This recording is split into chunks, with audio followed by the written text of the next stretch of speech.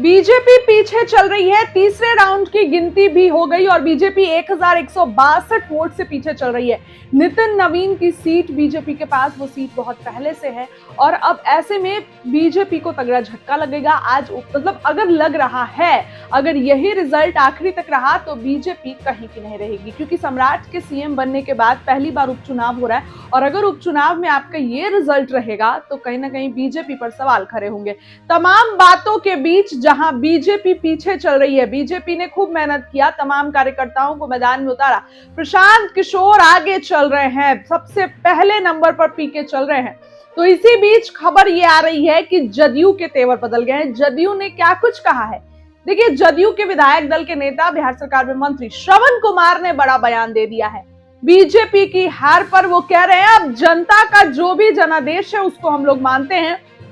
निजी चैनल ने उनसे बातचीत किया और उन्होंने कहा कि जनता का जो भी जनादेश है हम लोग उसको मानते हैं, इसमें कोई दो राय नहीं है, लेकिन अभी तो 31 राउंड की गिनती बाकी है। अभी तो 1-2 से क्या होता है, 31 राउंड की गिनती बाकी है और अभी गिनती होने दीजिए ना। हम लोग भी कई बार जो है वो जीते हैं और जीतेंगे इस बार। उसके बाद उनसे सवाल किया गया कि आपको अभी भी लग रहा है क्या कि एनडीए के उम्मीदवार जीतेंगे, तो इस पर वो कह रहे हैं कि बिल्कुल, अभी तो 1-2 के वोट से क्या होता है, अभी तो आप देखिए हम ही लोग जीतेंगे। श्रवण कुमार इस बात का दावा कर रहे हैं, लेकिन बीजेपी के पसीने छूट रहे हैं कि जो सीट गढ़ है आपका, उस सीट पर आप 1162 वोट से आप पीछे चल रहे हैं। जदयू ने भी साफ साफ कह दिया है कि अभी बीजेपी हम लोग जीतेंगे, एनडीए के उम्मीदवार नीरज सिन्हा जीतेंगे, इसमें कोई दो राय नहीं है। अभी तो चुनावी माहौल है, अभी आप देखिए 31 राउंड की गिनती बाकी है भैया, अब देखिए। लेकिन फिर भी प्रशांत किशोर आगे चल रहे हैं, 5000 जो है उनको वोट पड़े हैं वहीं अभी तक, और बीजेपी की अगर बात की जाए तो महज 3000। इस बार बहुत कुछ हो सकता है, चुनावी माहौल जो है इस बार बिगड़ा हुआ है।